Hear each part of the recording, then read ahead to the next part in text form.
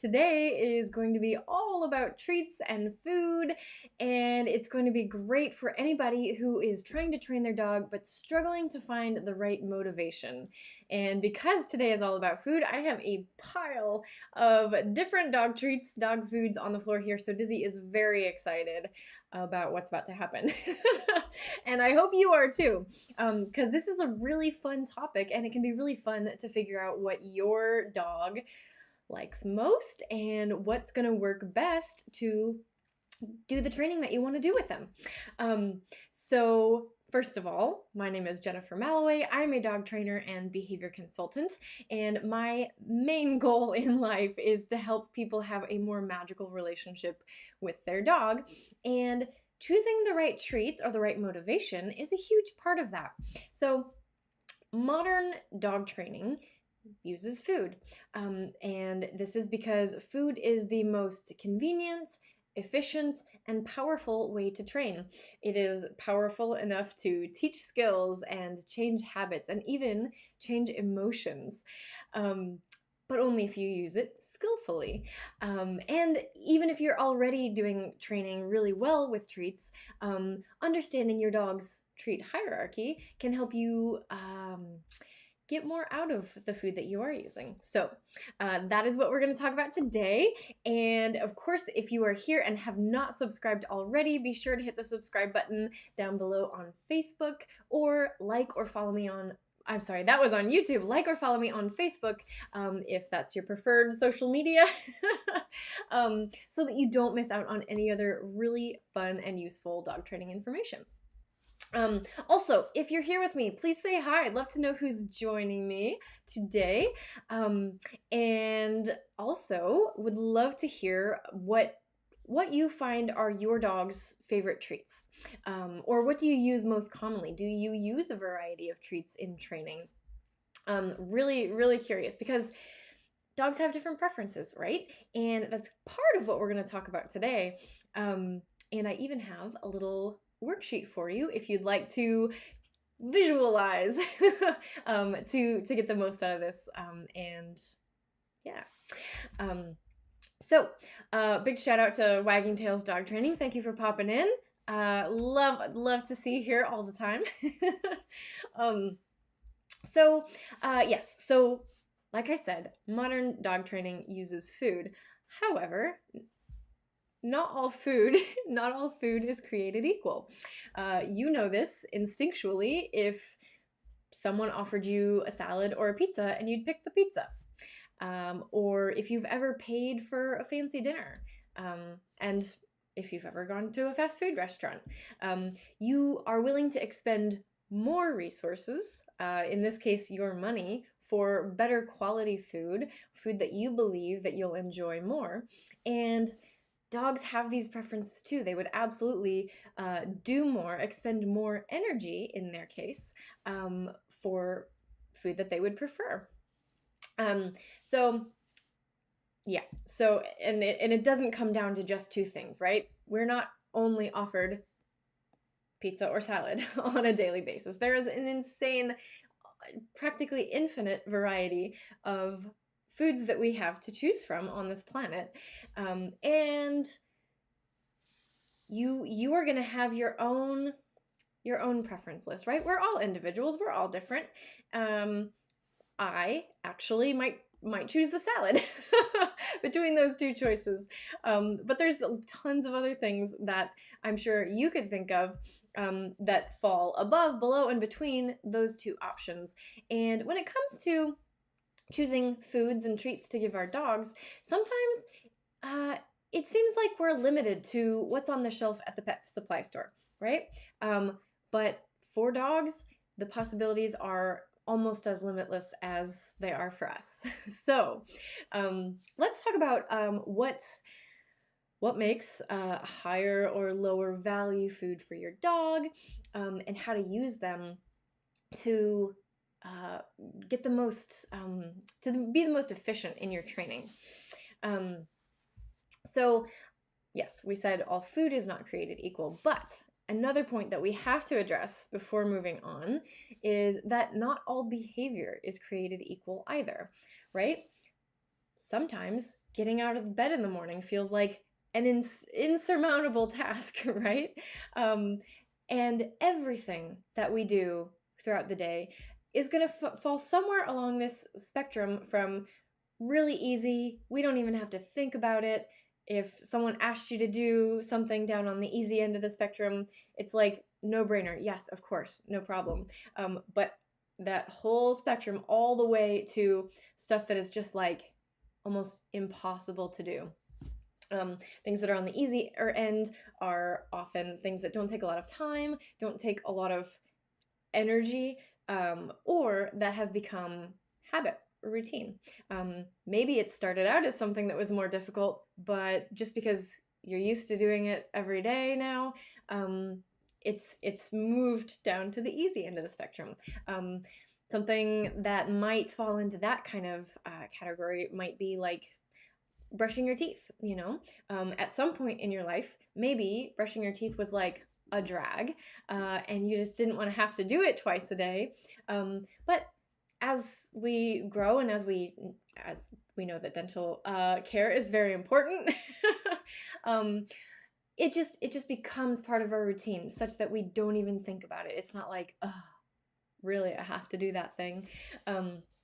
And the things that we want, or that we may want to ask of our dogs, also fall along a spectrum of really easy, doesn't take a lot of thought, energy, or time, to stuff that does use up more of those resources, or where they have to stop doing something that they would rather do, like coming when called is often a more expensive behavior, we'll call it, because not only does it involve the time and energy required to run to their human, but it also usually means giving up something that they were doing that they enjoyed, like playing with a friend or sniffing the grass or who knows what.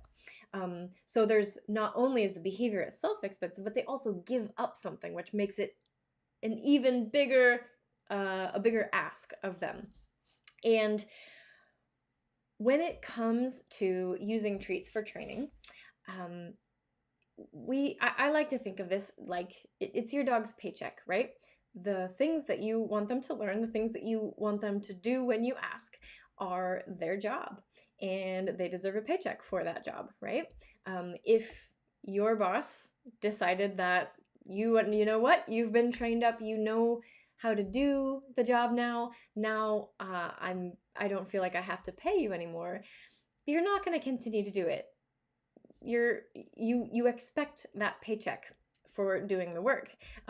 Not only that, but as time goes on, most of us expect a raise. Now, our dogs may not expect a raise per se, but if we are making the work, if we're making the task more difficult, or expecting them to perform under more diverse or higher distractions, that's making the job more difficult, in which case they do deserve a raise if we expect them to continue to perform well.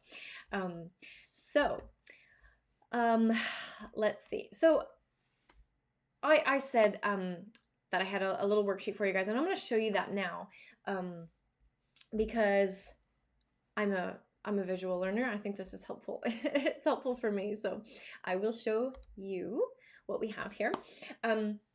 So the way that I kind of think about treats and treat value when it comes to dog training is we kind of break it down into 3 categories. We could make it more, but just to keep it simple, we'll make it 3 categories, and we'll call them low value, mid value, and high value.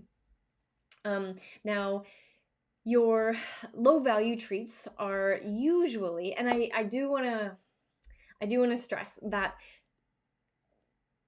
not every dog is going to have the same hierarchy. If that were the case, I could have filled in this whole thing for you and just given it to you complete, and there's no need for a worksheet, right? But because every dog is an individual and they are going to have their own preferences and their own shifting preferences, actually, it's more beneficial for you and your dog if you work with them to fill in your own dog's trait hierarchy. I did put a few examples here, and I'm going to describe what the common characteristics are, because there's a lot of commonalities along along the lines. For most dogs. But that's not to say that some dogs wouldn't go crazy for carrots, or that some dogs might hate chicken breast. Who knows? Paul Burke says, so this is dog drug dealer tips. Exactly. That is spot on. Yeah, so let's get into the nitty gritty here a little bit. So low value treats tend to be dry dog biscuits. Some brands that I find usually very commonly fall into low value are your Zooks, your Charlie Bears, your Milk Bones, your Puppy Bites. Merrick and Blue Buffalo often fall in this low value category, or even just your dog's kibble. But yeah, usually it's something that your dog gets very often, because the more often they get something, the lower value it's going to be. It's not rare, it's not special, so they don't feel like they have to do anything special for it. So you can use kibble for training if your dog will work for it. Not all dogs will, but we'll come back to that point later. About using your dog's food for training, because I like to use all of my dog's food for training. I have more training to do in a day than treats that I would be allowed to give my dog. So yeah. So you can use kibble if your dog will work for it. But usually low value stuff is going to be very common, or dry, crunchy biscuits. Do you have any other brands that you think might fall into this low value category? We could add more. We could fill in our sheet here for an imaginary dog. But as we move up the scale, our mid-value treats are going to be, usually they're going to be in the more expensive aisle if you're shopping at the pet food store. I find that a lot of like single ingredient, the treats that are advertised as being healthier, usually a lot of these are more mid-value. Dogs would be willing to put in a little bit more effort to get them. Unfortunately, it takes more of our money to buy them too, but it's absolutely worth it if it achieves your training goals with your dog. Paul has a question. So he says, this might be jumping ahead, but should you have one from each level? Oh, Paul, I think you should have several from each level. And we will talk more about that. But let's talk about the qualities for each first. So yeah, and we said low value is kind of usually the drier, crunchier biscuits. So as you get into mid value, a lot of times they're softer. I find treats that are more mid value that a lot of dogs are willing to work more for are your beef jerky. That's a 1 ingredient treat. It is usually dry, but dogs prefer it. I don't know, because it's just meat.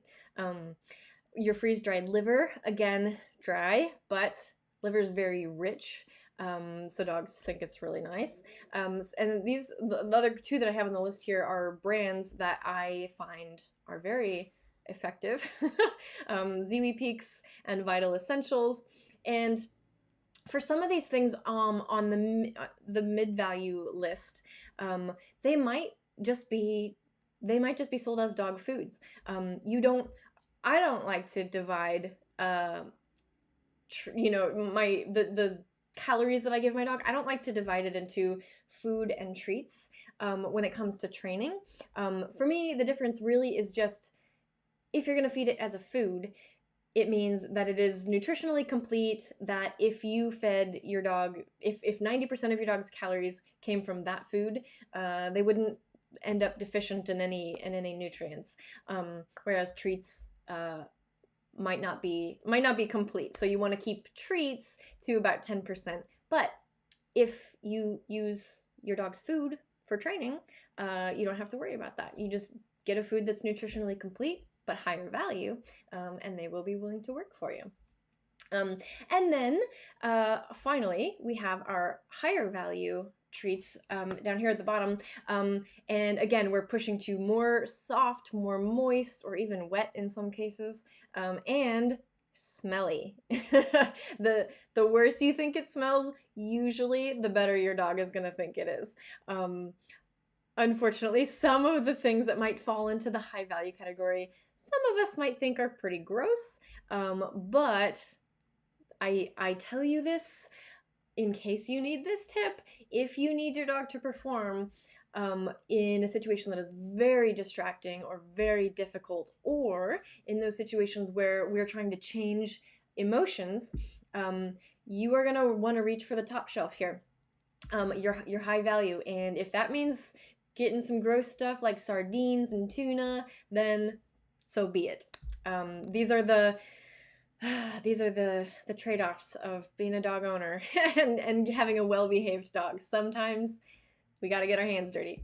And here's the other thing about high-value treats is that usually this stuff does not come from the pet food store. This comes from the grocery store, or your local butcher or farm, or usually your pet food store is going to offer you mostly low to mid value foods, but we got to get creative when we're going high value. So yeah, just going back and looking at on the side here, I include a little tip of when to use each. Use your low value stuff for most training, easy skills for your dogs to learn, and your early stuff. You want to start low because you want to have somewhere to reach for, right? You don't want to use your high value stuff up for behavior that's really easy, because then if you have to work towards more difficult skills, you've got nowhere to go but back down, and your dog's going to be like, where'd the good stuff go? And here's the thing about using food to train, or actually any kind of training. Your dog's expectations play a big role in how effective your training is going to be, because if, say, your dog, say you use a lot of high value treats in training, and then you ask them for a behavior, and because they're used to it, they're expecting something high value, but that day you are using low kibble, who knows, that disparity in what they were expecting and what they got can actually be punishing. And I say punishing in the behavior science, learning theory sense of the word, meaning that the effect it has on the behavior is that the behavior is going to go down in frequency, duration, or intensity, which is the opposite of what we want. So you want to strategically use the low, mid, and high value treats in a way that we're always reaching up. We always have somewhere to go. So start low. As soon as you start to build in more distractions, when behavior gets more difficult, the skill is actually difficult, or in situations like your dog is in a stage of development where behavior becomes more difficult. I'm talking to you, adolescent dogs. The ages from about 6 months to about 18 months are the hardest for dog owners, because that is canine adolescence. And just like us, when we're going through adolescence, they are very difficult. And so we really have to be able to up our game once our dogs are exiting that early puppyhood and coming into adolescence. That's when we want to really pull out more value of food that we're using. And little note down here about novelty is that you want to be able to switch things up. And this is, yes, Paul, shots fired at adolescent dogs. I'm telling you, I love them. I really do. But it is the age at which most dogs are surrendered to shelters. A lot of people bring home a puppy, and puppyhood is very hard, but in my opinion, it is relatively easy compared to adolescence, because all of a sudden your dog has more energy, they are bigger, and they're testing boundaries. So just like human teens, it's less fun for dog owners. So they bring home that puppy, they think like, oh, we've gotten through the worst, they're sleeping through the night, we've done all this initial training, now he looks like an adult dog, we think it's going to get easier, but oh no. So yeah, adolescence is hard, but you brought up a perfect point, Paul, about having one from each level, and this is kind of the reason I wanted to provide this little worksheet for people, is so that you can have a bunch of different options to choose from, so that you can rotate, and even rotate just among low value until you start to build in distractions, and then you've got a variety from mid value, because the more that you change it up, the easier it is going to be to be able to keep your dog's attention, especially for those adolescents. They get bored very easily. And I'm speaking in broad strokes. This is not necessarily true for every single dog. As I said at the beginning, they're individuals. And some dogs will happily work for kibble their whole lives. Talking to you, labs. But for many dogs, it can be really hard to find the right motivation. And in training, in most cases, I am using the word motivation interchangeably with treats, right? The reason that we use food to train is because it is motivating for every animal on the planet. Now, you may have heard people refer to their dog as not food motivated. Their dog doesn't like food. And here's the interesting thing. So yes, some dogs are, as I said, harder to motivate, meaning that there might be dogs that will work for nothing in the low value category. And a lot of times this may fall along breed lines, but again, it always comes down to the individual. I could name a couple, like a lot of Huskies are considered harder to motivate. Shiba Inus might be considered harder to motivate. And on the opposite end of the spectrum, like I said, your Labs, your Goldens are very easy to motivate in general. Not saying that's true of all Labs and Goldens or all Shibas and Huskies, but a lot of times what motivates a dog can fall along breed lines. So it helps to know, where your dog is coming from, just so that you've got a little bit of background. Yes, Paul, everything is food motivated. If it's alive, it's food motivated. And that's the thing. But it can look, if you got a dog, say you got a Husky, and you're like, I went to the store and I bought them some Zooks, and it even says training treats on the bag, and he doesn't give me a second look. For that person, it might feel like that dog is not food motivated because you've offered them food and they're not working for it, right? Maybe they've even gone back to the store and bought 5 more types of treats and it says training on the bag.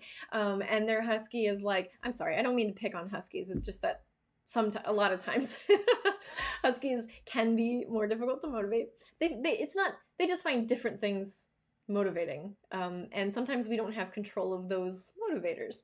But when it comes to food, I'm sorry, Huskies, I'm picking on you today. But yeah, so that person, they go to the store, they get 5 more types of treats, and then they say training on the bag, and their Husky just doesn't care a lick about any of them. At that point, their human is frustrated. They're like, this dog won't work for food. I got to reach for other training tools. But as I said, how many foods could you name? If we sat here for as long as it took to name every food you could possibly imagine for you as a human, unless you're a dog, I don't know. I don't know how many dogs are in my audience, but but if you could just sit down and name foods for as long as you could, that list would be insanely long. You'd fill a notebook, right? getting a handful of different types of treats from the dog store, the pet store, the pet supply store, isn't really covering all your bases. You've got so many options, and that's what today's about. So, yes, so everything is food motivated. It's just about finding the right food. Now, I will touch on this briefly because I think it's so interesting. Dogs who do not appear to be food motivated, sometimes that has to do with their learning history. So if a dog has a history of a human trying to train them with food, but the training has been unclear or frustrating, meaning the dog, we maybe set the bar too high too early and the dog didn't feel like they could win at this game, or the communication from the human wasn't clear and the dog just couldn't figure out what you were asking. It just, those types of situations can turn punishing for the dog. And again, I'm using that word in the behavioral sense, meaning the dog doesn't want to, they don't even want to try training. And the way that looks to us is they don't like food. But it could have just been our communication wasn't clear, or we set our criteria too high too soon. So dogs can learn not to work for food. And I hope you can see where I'm going with this. If they've learned not to work for food, they can also learn, anybody? They can learn to work for food again. We can absolutely take a dog who does not appear to be food motivated and teach them to work for food. That can be its own training skill. And this is one of those things I find so interesting about working with animals, is that when someone comes to me and they need training for their dog, there seems to be, there's a list. We want them to learn how to sit, how to down, how to stay, how to come when called. There's all these common things that we want to be able to teach dogs, but we can teach them all these other cool things that most people don't even think about. Or in some cases, like especially if a dog is fearful in certain situations, there may be prerequisites that we have to train before we even get to all the sit and stay and all of that. And one of those things that we can teach is teaching the dog to work for food. That's its own training goal. And I just find that really interesting, because if you think about it, sit is a behavior that we can reinforce and strengthen, and eating is a behavior that we can reinforce and strengthen. And that could be its own talk. It's so interesting. So anyway, that's the that's the worksheet. There is a link to it in the description if you want to print it out, fill it out for you and your dog. But also here, I'll go big screen again here. If you have any questions, I would love to hear.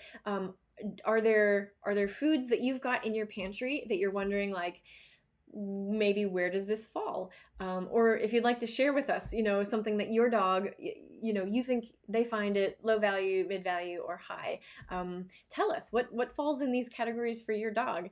Because like I said, the possibilities are endless. And once you've used a lot of different things, it can, I may be feeling a little uncreative, or maybe other viewers are feeling uncreative, and so it helps to share what you've found useful with everybody else. And the dogs will really, really love it, because that means that they get to try more things. And I think that providing a variety and novelty in general, even aside from training, I think it's a kind thing to do for this animal. We control everything about their lives. We make all the decisions about what they get to eat, where they get to go. And so I think it's a kindness to offer them new experiences, especially of the gustatory variety. Because I don't know, I love eating, and most of the dogs I know love eating. So it's just a fun thing for them to get some variety. So, but let's talk a little bit about your your dog's preferences. So as I said, there's no one treat that's like a magic bullet for every dog. Every dog's going to have their own hierarchy. But how do you tell what your dog finds more or less reinforcing? Obviously, if they eat it, if you offer it to them for free without requiring any behavior for it, that's a good idea that at least it falls on this list at all. But you can also just look at their whole body language, you know? If you offer them a treat and then you offer them another one, do they perk up? Do they get more wiggly? Do you see that wide, happy tail wag? Do you see their eyes brighten up, their mouth open, maybe tongue hanging out? Are they like, ooh, another one? Yes. Or are they like, okay, I'll take that, with pretty neutral body language? Their posture and the way that they move can tell you a lot about how they feel about a treat that's in their presence, and being offered to them. Let's see. This is okay. So when it comes to training, this is like the test that I like to use, because it works in any given moment.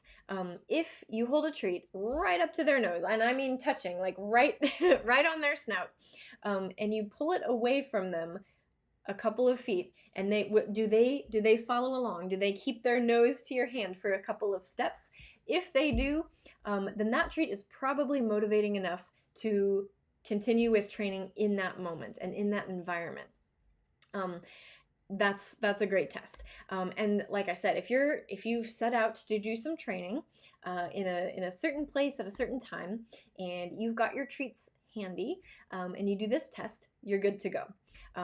I would use the lowest value that I can get away with using in a moment. And this goes back, Paul, to your point about having multiples, or having some from each category, because I do like to carry at least 2 different types on my person anytime I'm out with my dog. And depending on like where we're going and how long we're going to be there, that will affect which ones I choose to bring, because like I said, the higher value stuff can get a little stinky and messy. So if I've got a long day ahead of me, I might not go that route, but I'm going to bring something that I could use to reward a recall, because I always want to reward my recalls with something that's on the high end of mid to high value. Recall is in my opinion the most important behavior. I want my dog to respond to it every single time with speed and immediacy. So recall's one behavior that I reward with the high value stuff all the time. Or at least as often as I possibly can. So anytime I'm out with my dog, if they're going to be off leash, I've got high value stuff on me. But I also like to bring some mid or low value treats with me. So I do like to have a couple of varieties with me pretty much all the time. Paul says our Basenji loved jerky treats. So yeah, jerky is good. And I think I need to stock up. We had a local store in San Francisco that I would get. We would get some beef jerky and pork jerky, and it was great. Jerky is nice because it's very easy to break apart into small pieces, and it's it's not stinky, it's not wet, it's not too dirty, it's not too crumbly. And some of those characteristics of your treats really matter when you're training. And I should talk about that a little bit. Let me just make sure I covered everything about like figuring out your dog's preferences too, because that's what it comes down to, guys. You can't don't take my list or Dizzy's list, figure out your dog's preferences. Experiment with what they like. So yeah, and yeah, use a variety, use low, mid, and high based on the difficulty of what you're asking of your dog. And yeah, and if you have any questions about where a particular treat might fall, I'm here. So let's talk about that. How types of treats, and here's I'm gonna show you some that I use with Dizzy, and how they are more and less useful in certain situations. So when I'm training a skill like your obedience behaviors, your sit, your down, your stay, your leave it, things where I've got my treat pouch around my waist and we're doing lots of repetitions in a row, a lot of the initial training of a new skill, those in those scenarios I want my treats to be pretty small. I'm talking pea size, and you can adjust up or down based on the size of your dog, because again, pea size for a Pomeranian might be enormous, where pea size for a Great Dane is like, can I even taste it? But for most dogs, for most medium-sized dogs, pea size is a good rule of thumb. And if the treats that you buy at the store come larger than that, you want them to at least be soft enough that you can break them easily. And this is where a lot of the low value treats fall short, because they actually most store-bought food and or treats is too big for training. I have found very few that come ready in the bag in the size that I want to use for training. There are a couple, and I might add a page to that worksheet if anyone's interested in some of the treats that we like to use. I believe one of them, which might fall in the mid-value range and comes in the appropriate size, is called Crumps Naturals. It's a freeze-dried liver, I believe, and so highly well, mid-value, but most dogs will work very readily for it. But most dog treats sold as such you're going to want to be able to break them easily. So the softer ones are easier. However, if they are the type that you break and you get a bunch of crumbs falling to the ground, that's not good for training either, because that's going to be a huge distraction for your dog. If you're breaking treats and there's crumbs everywhere, they're gonna disengage from the task that you're working on with them to go and vacuum up the floor, right? So we want ones that are non-crumbly but soft enough to break. It's a sweet spot, right?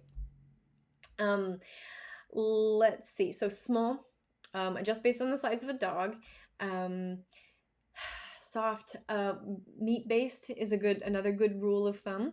You know, meat's just gonna be the most reinforcing, regardless of whether we're working with low, mid, or high value. But certainly when you're getting up to mid and high value, you want to really focus on real meat. A lot of the dry treats or even kibbles that are sold at the store, if you look at the list of ingredients on the back, many of them don't even have meat listed as one of the first two ingredients, which is insane, right? A lot of times it's fillers, it's flours, it's byproducts, it's like chicken meal, which is not the same as chicken. So look at the ingredients on the bag, and aim for actual meat. And yeah, but so that's it. That's the characteristics I'm looking for in treats that I actually want to use for training. And I'll show you a few examples here of what we use. So this is a kibble, but it's on the pricier end for kibble, which means that in our ingredient list here, first ingredient is just pork. Second ingredient is whole yellow peas and lentils, and then dehydrated pork and pork fat. And there's more. It's not a limited ingredient food, but it's going to be higher value than some other stuff that's on the shelves. But I wanted, like I said, I want to use all of the calories that I give Dizzy in a day. I want to use for training. He really gets nothing for free. He doesn't mind it though. He actually enjoys working for his food. But just to give you a sense of how we use food throughout the day, for anything that's easy or he already knows it really, really well, meaning it falls, remember, on the easy end of the spectrum of behavior. So for those types of things, we can use a kibble. And kibble's gonna come, you know, let's see, can we see this? Maybe? No? Right there? Come on, camera. There it is. Okay, so that's a pretty good size. I mean, it's big. You could go smaller, but that's perfectly fine. And we've got our our star here ready to work. I'm not gonna give him this actually because I suspect through our journey of learning about Dizzy's got some food sensitivities, and I've started to suspect that maybe pork is not, he doesn't respond as well. His digestion doesn't respond as well to pork products, so I'm not giving him this today. But this would be an example of the lowest value in our hierarchy. Let's see what might be next. Hello, Bubba. I don't actually use a lot of low value because, again, he gets nothing for free. He works for everything. So a lot of the stuff that I'm going to show you actually might fall in the mid value range. So you can go up or down from here. But in lieu of kibble, a lot of his other daily calories comes from this guy, which is this, or Ziwi Peaks are probably my favorite thing to feed dogs and to use for training, because, again, nutritionally complete. You could feed them this and nothing else and they would be totally fine. Bye, Diz. Also, they fit all the criteria that I named for you a second ago, meaning they are actually, let me look at the ingredients here and I'll tell you. Okay, so yeah, very, very limited ingredient. This is lamb liver, lamb lung, peas, vegetable glycerin, fish oil. Everything after that is just vitamins, minerals. So it's mostly just air-dried lamb, which means that the texture is perfect for easily just, oh, come on. Come on, camera. Ah, okay. I can't move and still have the camera be in focus. But yeah, very easily breakable, minimal crumbs. And so you could break this into as small or large pieces as you want. And it falls in that mid-value range, which means that Dizzy would probably work for this all day, every day. But because if that's all he got, it would slowly lose value, but it's good stuff. He likes it, and I am going to give him a piece for teasing him up here. Here, baby. Actually, can you hop up? Hop up.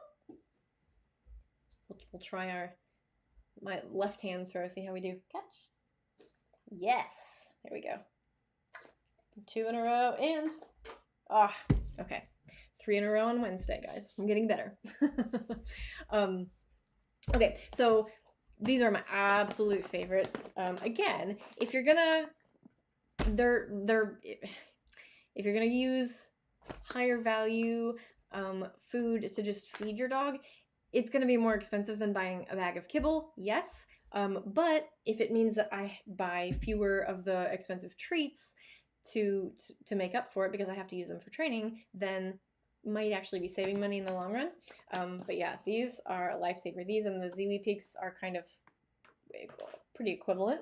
But like I said, because we like to have a variety, we've got some other things. So this is just beef jerky.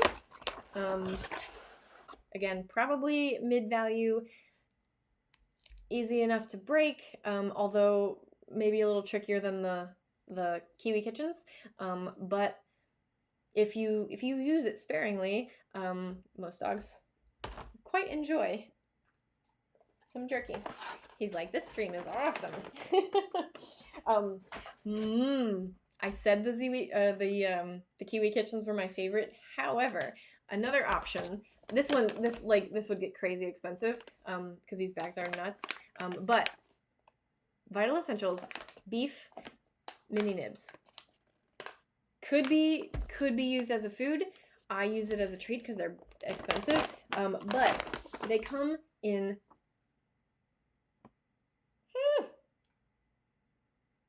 Come on. I'll get this eventually. How close do we have to get here, huh? It's like, I know where your face is. That's what we're gonna do. There it is. Yeah, so they come in pretty much the perfect size for training, meaning I don't have to do any breaking apart for them to be ready to train. No crumbs, like they're high enough value that most dogs will work very easily for them. I love these. I love them so much. And so does Dizzy.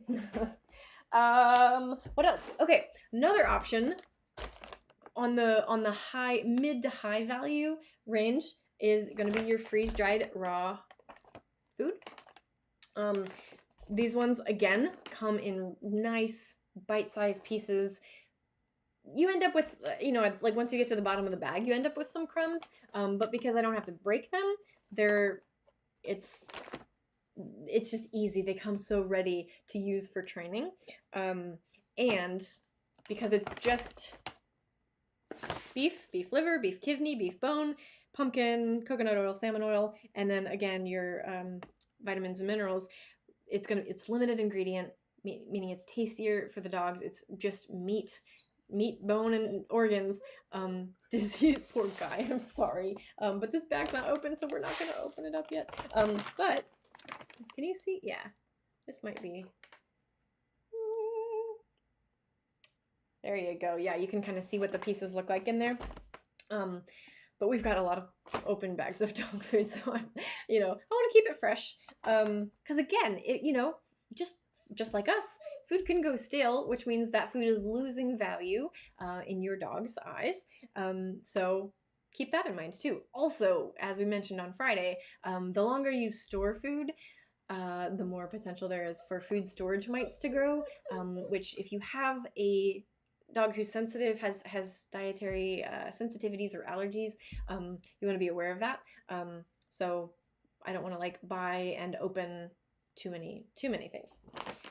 It may look like I have way too many already, but this is how we do things. What else? Ooh. Okay, so here's another one.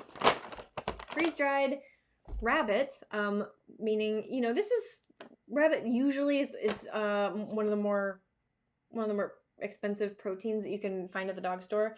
The dog store, I keep saying that. Let's just call it a dog store from now on. No, but yeah, getting a novel protein, new flavor, new texture. These he doesn't get very often either. And I don't use, part of the reason I don't use them very often is because they come in pieces that are way too big for training.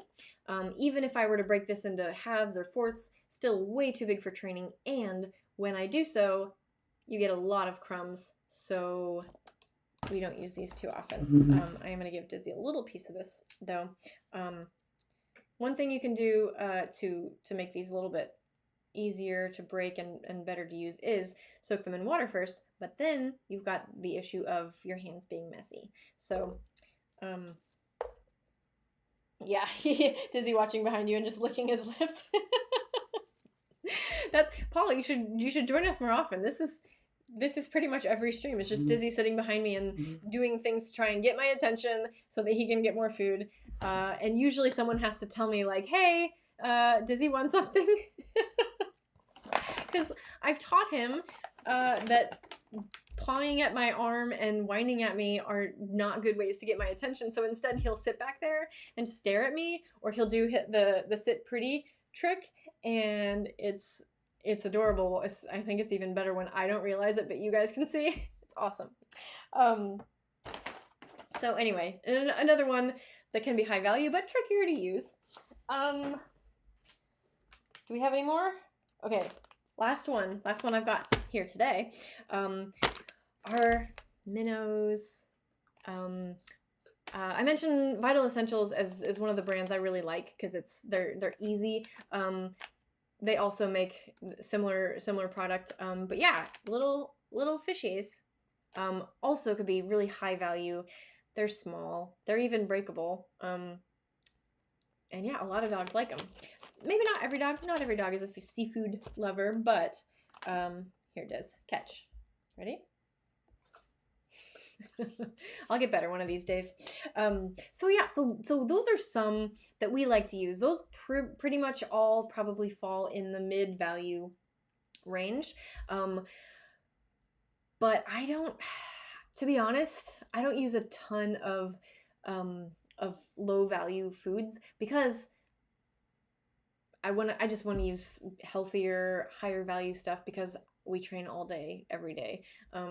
So, and like I said, the more I give him of any one food, the less value it has. So I kind of, some of these will shift into low value as they become more just common, and you know, he expects that. He's like, okay.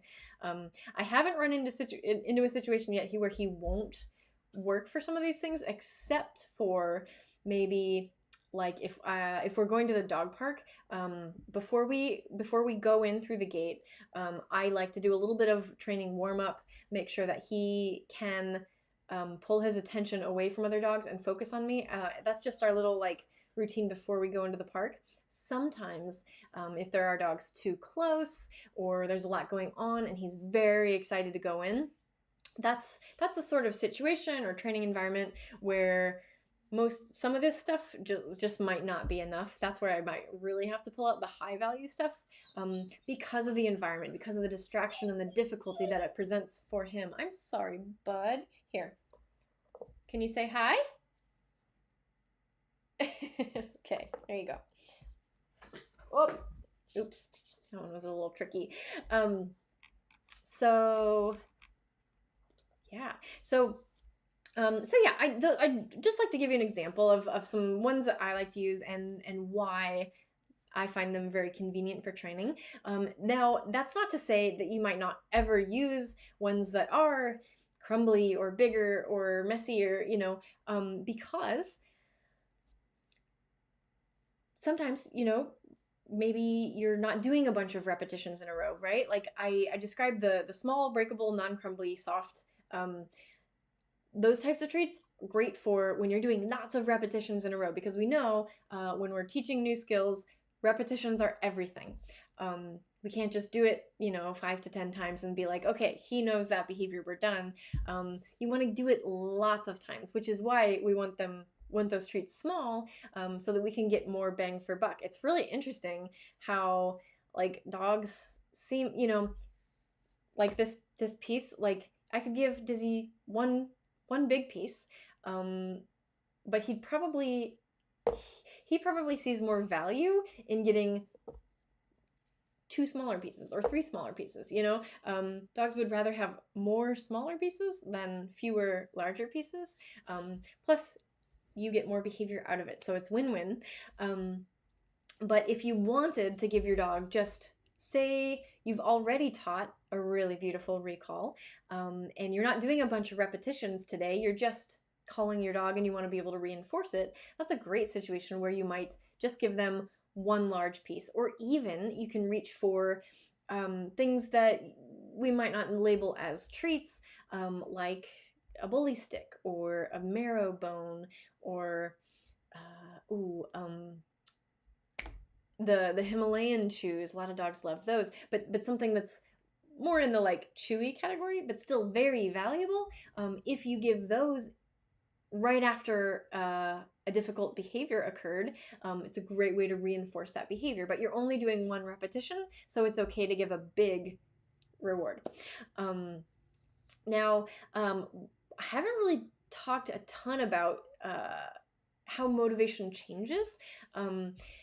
Now, we talked about the low, mid, and high value treats, but even for your individual dog, what falls under low, mid, and high can change. It can change by the day. It could change by the moment.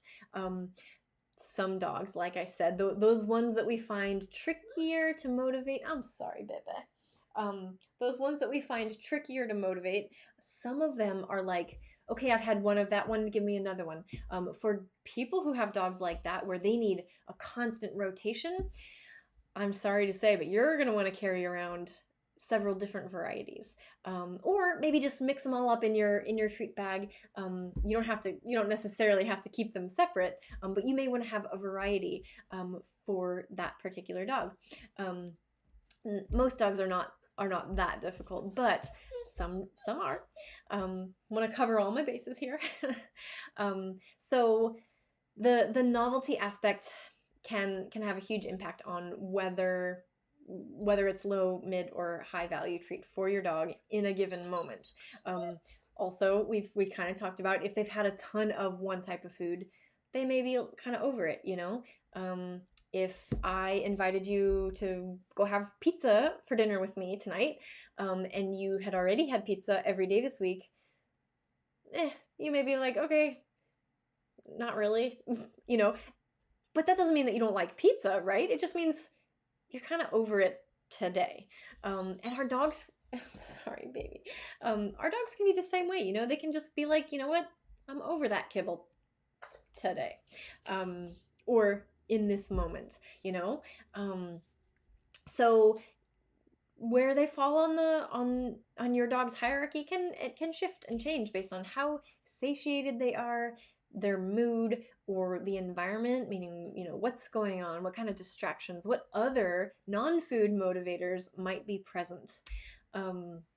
Yeah, Paul, good point. He says, I'd say no thanks, I'll pass on that pizza. I got Netflix to watch. That's a really, thank you, Paul. That's a really awesome example of a non-food motivator, right? Like, I mean, we talked about how food is motivating for every living thing, but it's not the only thing that's motivating. It just so happens that when it comes to training animals, it's the most convenient and usually the most powerful, and the most efficient.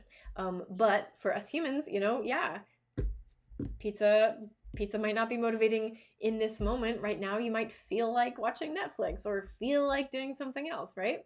You might love pizza, but it doesn't mean that it's always your top most motivating thing. In fact, for most of us, you know, we'd rather have money. Give me money instead so I can go buy what I want. Hi. Are you getting frustrated that I'm not feeding you? Sorry, bud. There you go. Yes. Okay. So we talked about novelty. We talked about how motivation can shift and change just based on what's going on in a moment. And just to reiterate again about the health factor, I just like to, because a lot of stuff that is sold as treats in the stores may not be the healthiest. Frankly, some of the higher value stuff that we use for training may not be the healthiest either. But I want to aim for 90% of Dizzy's calories to be pretty nutritionally complete, biologically appropriate for a dog, healthy food, because again, like we talked about on Friday, I need this dog to live forever. So I want to be giving him, for the most part, really healthy stuff that his body responds well to, which unfortunately means he can't have chicken or turkey or duck, because he seems to be allergic to game birds. But anyway, yeah, so I want most of our stuff to be healthy, so I just buy food that is motivating enough to use as treats because we train all day. I can't give this dog, you know, regular meals at, you know, once in the morning, once in the evening, and also expect to be able to give him enough treats to achieve the behavior that that I want him to learn. Like, I look at him and his mouth immediately closes. He's like, okay, serious face. What are we doing? What do you expect? What do you want? Watch this. See, open mouth, tongue out. And when I look, every time. Every time. Yeah, because again, satiation plays into how motivating food is. If I've already given him a meal and he's got a full belly, he's not gonna want to work for treats, no matter what the treats are. He's gonna like. He's just not going to be as motivated. And when I really want him to learn something and learn it well and train for at least a few minutes, I want him to want that food bad.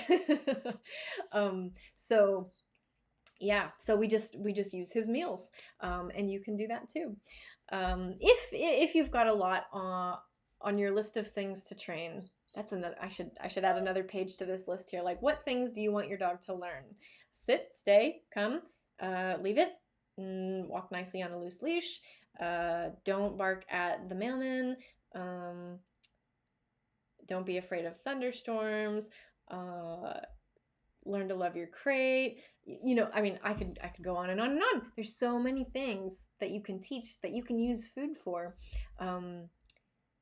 And once you realize the scope of everything that you could teach your dog, if you like this sort of thing, I happen to be into it, so I'm like, this is my hobby. But if you wanted to teach your dog all of these things, you could, but you'd want to use every calorie you have access to achieve that. So thank you, Paul. He says it's freaking adorable. And hi, Tracy Ann. She says reliable recall. See, always a good one. Recall, we talked about earlier. I said I think it's the most important thing for a dog to learn, which I have been reminded of recently, that I need to maybe brush up on his recall, because he had a phenomenal recall. Like, I could call him from such a long distance, only needed to say it once. Didn't matter what distractions were going on. Didn't matter if he had a live vole, a live rodent in his mouth. One time the recall worked. At one time, he was really good at this. But we haven't practiced it, which is another really good point for you guys. If you have taught your dogs skills and you want them to keep being good at those skills, you have to practice it. They're the skills that your dogs learn. I like to compare them to they're like your muscles when you're working out. You could work out like crazy for a couple of months, get really strong, but then if you stop working out, you're gonna lose it, right? Use it or lose it applies when it comes to our dogs too. Just because they're great at recall at one time doesn't necessarily mean that if you don't practice it, they're gonna remain good at it. Likewise, if you practice it but you don't reinforce it, again, they're not gonna remain good at it. You need both of those components. You have to practice and reinforce it when it does happen. So, Dizzy, what do you say? What do you say?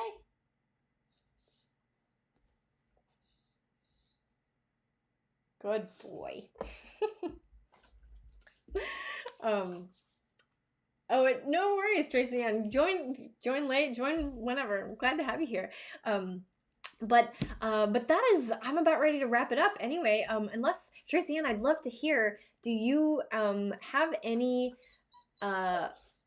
go-to training treats or foods that you put in your low value, mid value, and high value categories?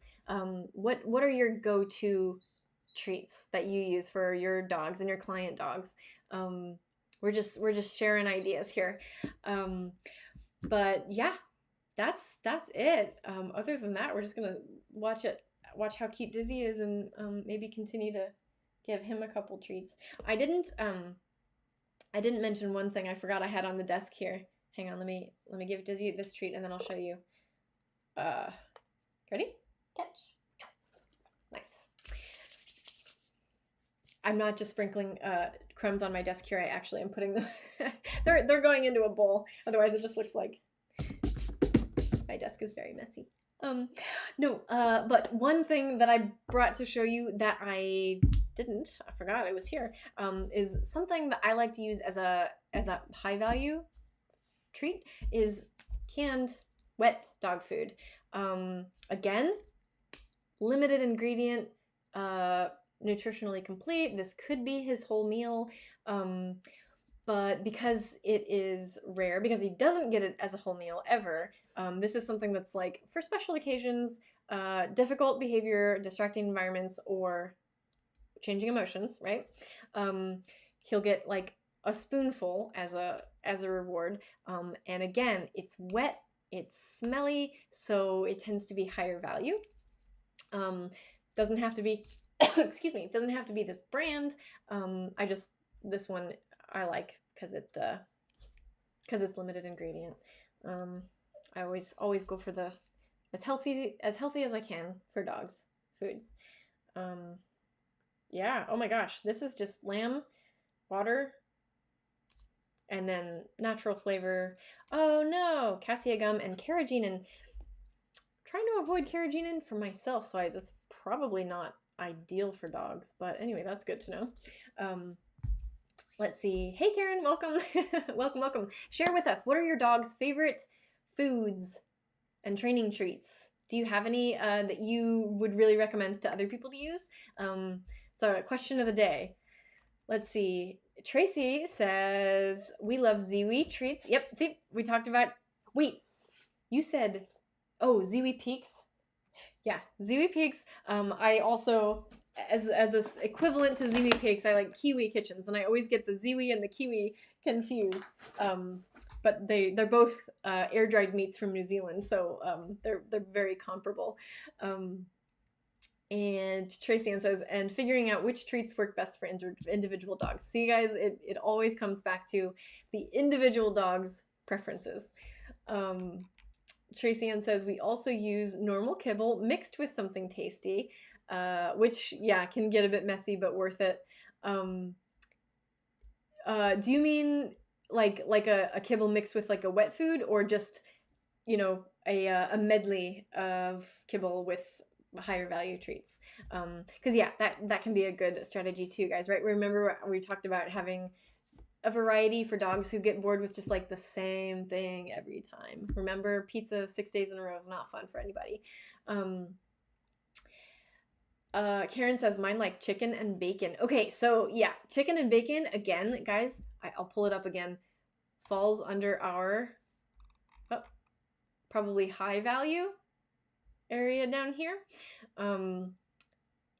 Stuff that you would buy at your grocery store versus the pet supply store, usually the high value stuff. So use that for difficult behavior or changing emotions. And excuse me, Tracy Ann says, some of our search and rescue team uses, yes, empty baby squeeze pouches filled up with homemade squeezable food, easy to give without making a mess. I love squeeze tubes. Oh, and I don't have one to show you, but if you are familiar with GoTube, GoTube is a brand of squeezable tubes, and just the way that they're designed, they're silicone, and you can remove the thing so that it's a wider mouth, so it becomes really easy to fill up and easier to clean. The disposable baby food pouches, oh sorry baby, the disposable baby food pouches are wonderful, but if you wanted something that's reusable, refillable, GoTube is my go-to tubes.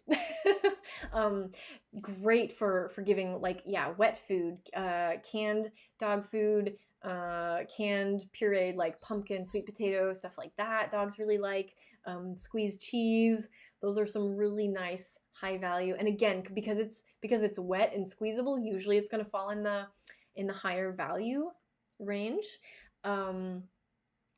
When it comes to the baby food, I also, just because it's easy, I will get baby food, meat-based baby food jars. So usually they come in chicken, turkey, or beef.